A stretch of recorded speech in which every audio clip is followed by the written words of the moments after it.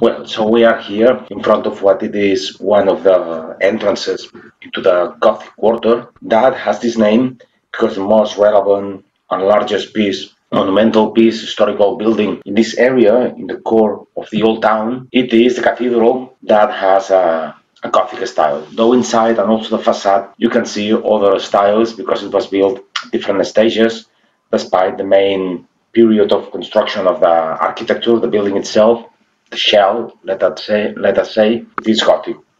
But as we will see, as we keep walking along these narrow streets of the old town, the oldest Barcelona, there are many other buildings of other periods and styles, therefore, like Renaissance and Baroque. And we say that it's the core of Barcelona because it's the oldest. If you would be here 2000 years ago, when they were the Romans that displaced the Iberian culture, here the first natives, or the first civilization, because natives they were since the time of the caves and the hunting and gathering, and later the Neolithic, but already when they were like establishing some trade and settlements and relatively large population, that is what we know as the Iberian culture. But all these people, they were displaced by the Romans.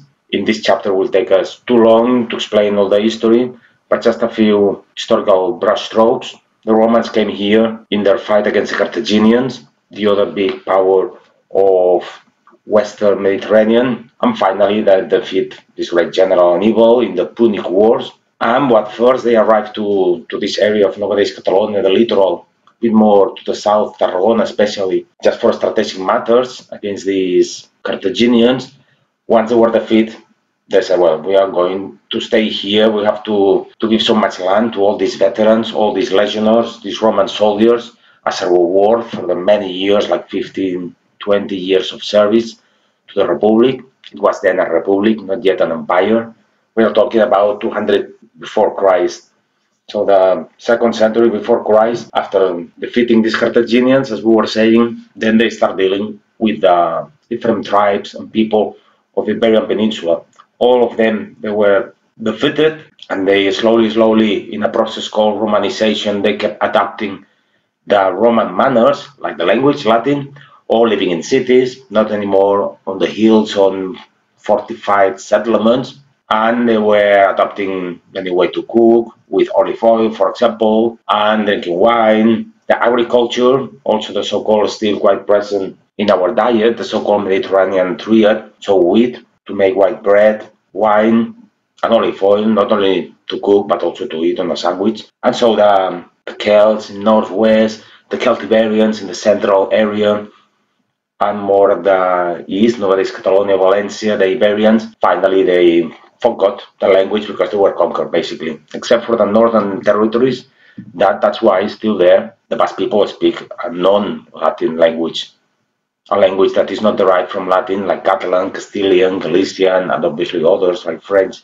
Italian. And part of this Romanization is that they start to build cities, especially along the most remarkable ways or vias, and it was one of the most important, the one connecting Gibraltar, Cadiz, an important city, nowadays Cadiz, with Rome. Remember, they say all the ways lead to Rome. So it was connecting the capital of a huge northern province of then the Iberian Peninsula called Hispania, with Gibraltar at the south, and then continuing through the Via Domitia, already in Gallia, in France. Via Augusta, it was called. Before it was called after Hercules, Via Herculania, and then the Romans, they call it after the first emperor, who was Octavius Augustus, the successor of Caesar. And after this first step of arrival of the Romans, when it was found, especially Tarragona, very advisable to go there for a visit to see the great monuments like an amphitheater, and later more modern, from the Middle Ages, the great Archbishop Cathedral. Then in a second period of further Romanization, along this Via Augusta, they were founding other cities, like the one we are today in Barcelona. And so when the Romans arrived, from this point of view, you would be outside of the town, and then the city was just before you, in front of you. So left in this corner there were the walls, and then to the right they continued the walls. And that was Barcelona until 11,000.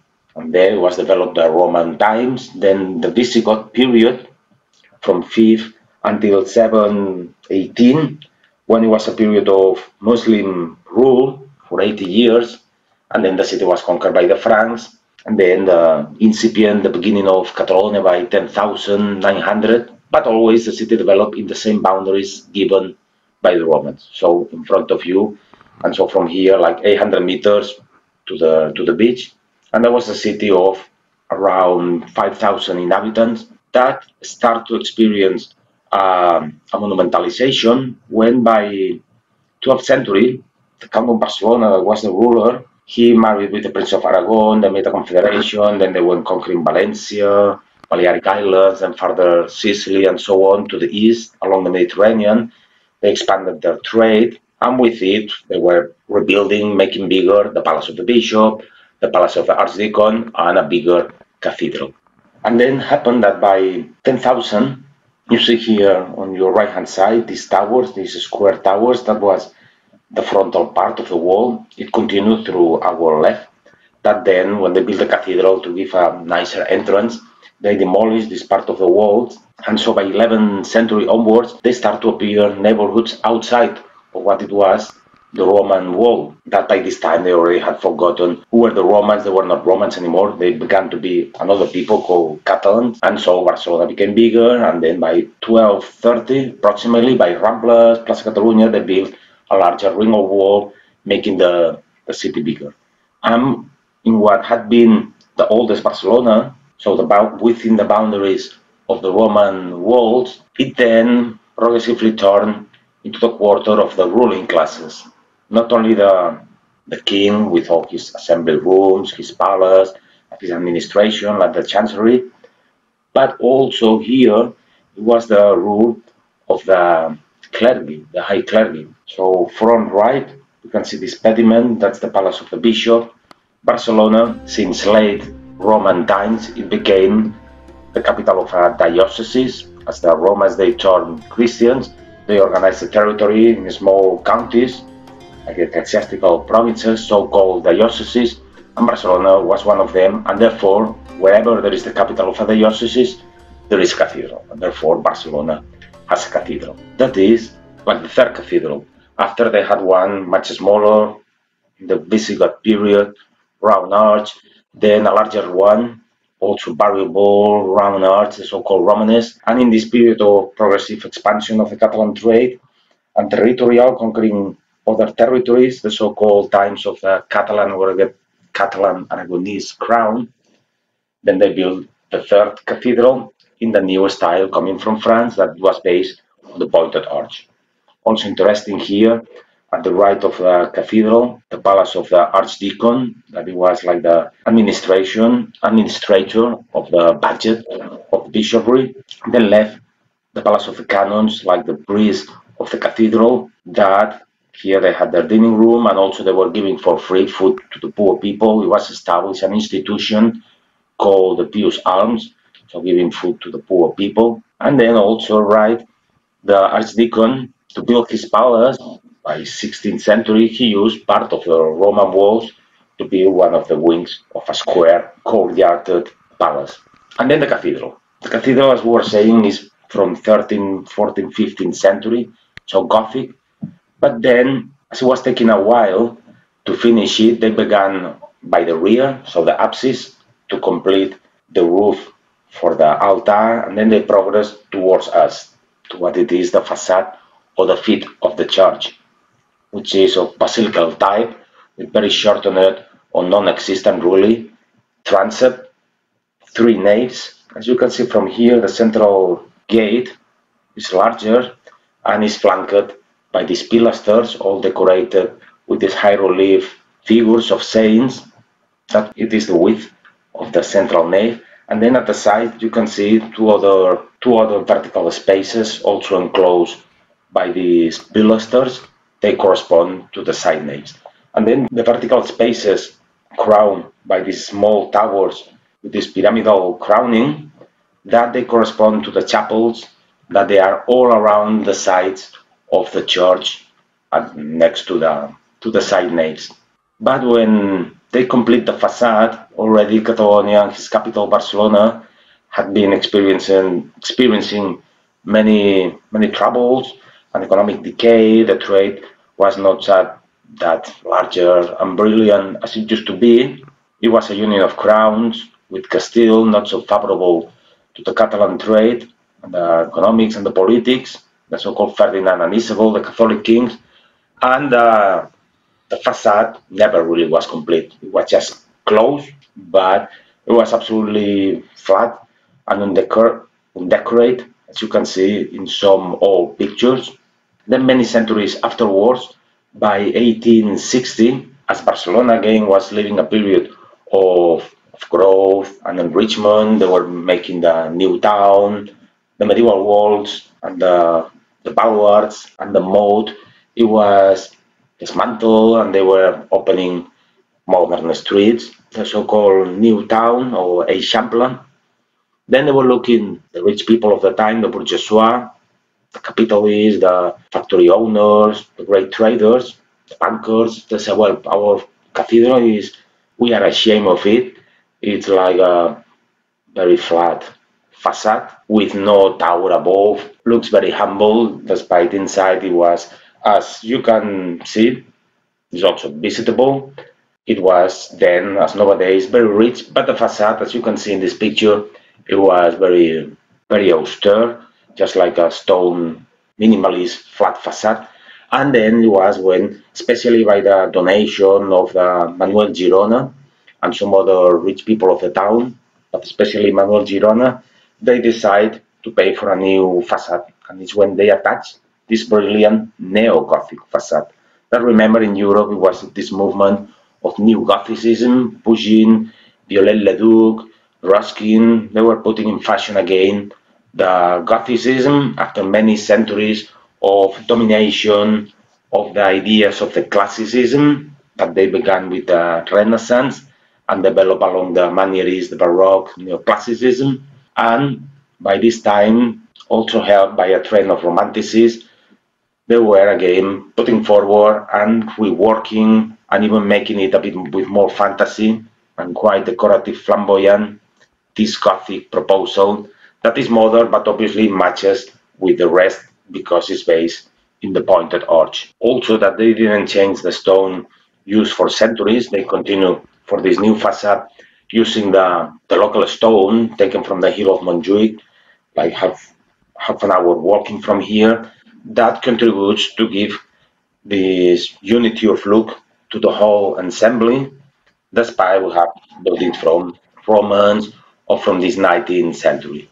Well, again, here you can see the difference in between the oldest part, this tower on the right, despite in modern times they were reworking the windows. Still, you can see the quite larger stones, archilars of the Romans, and the medieval one, they are much smaller. And the facade with all these figures, in the center, Jesus Christ and the six and six apostles by Mijana brothers, right, the sculptures.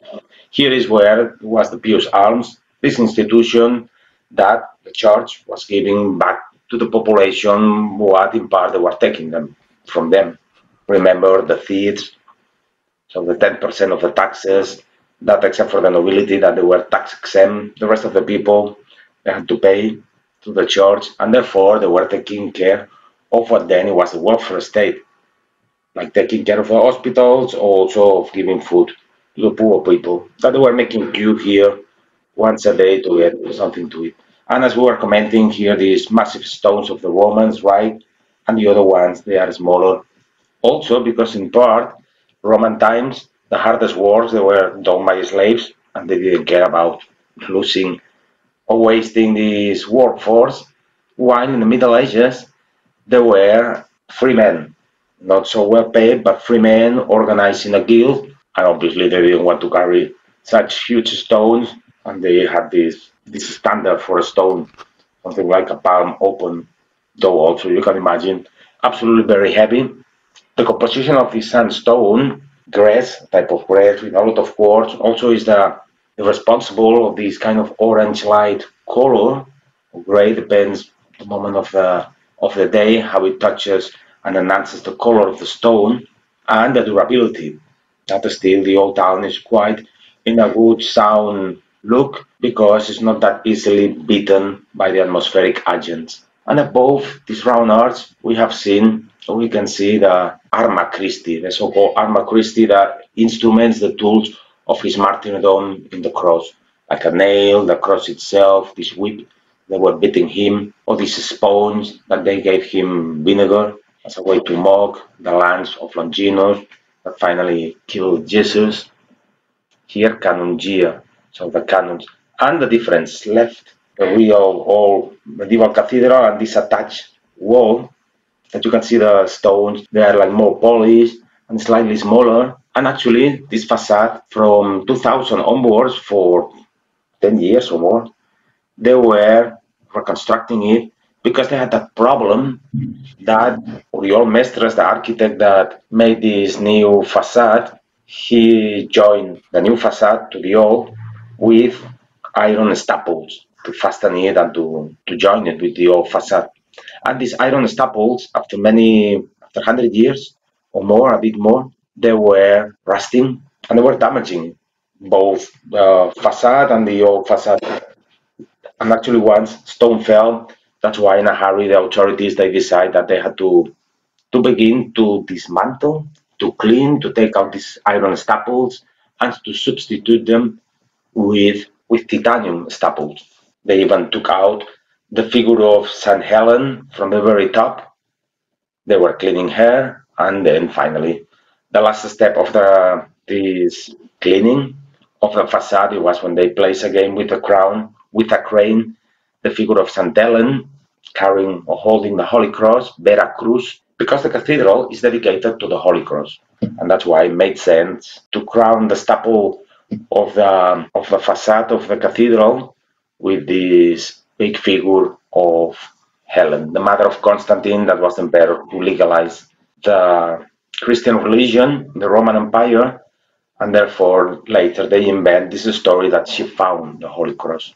Then in this look here we are seeing so much of the stone masons, also a shoe from outside because there inside is the chapel of the shoemakers. Many chapels around behind these windows they were run, they were taking care of different guilds like the stone masons or the carpenters, the shoemakers. Some other chapels they were from nobility, from some congregations, and even we can see some stones, some ashlars damaged because the impacts of the bombs of the Civil War. So 37, 38, 39, the allies of Franco, the Spanish fascists, they were Hitler and Mussolini, and with the Air Force, they were bombing Barcelona often, and apart of killing many people, also they were damaging some of these old buildings, but thanks that they were building them so soundly, so they couldn't destroy it. Although a part of the vault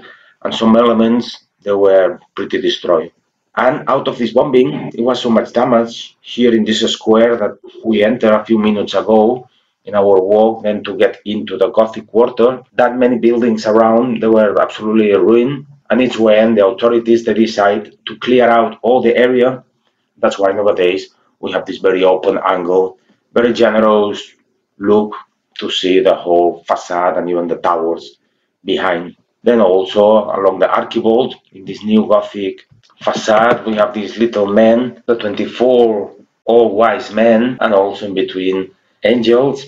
And at second 11, we can see some other figures, local saints, like Santa Eulalia. That also is the other dedication of the cathedral. So Holy Cross and Santa Eulalia, that was one of these first martyrs, a young girl that didn't want to renounce to her faith.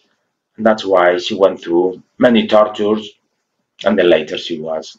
The people were recognizing her strength of faith, and that's why they decided to dedicate the church to her. And below the altar, there's a great sarcophagus with the bones or the supposed bones of this girl. Well, you can see all this very fine sculpturing work and the tracery, a type of Gothicism that actually really in medieval times in Catalonia was not that developed. The Catalan Gothic, as we are going to see as we walk along the exterior of the cathedral, it was much more austere, minimalist or kind of minimalist about la letra, more flat, horizontal, with neat surfaces, with not much decoration except for gargoyles.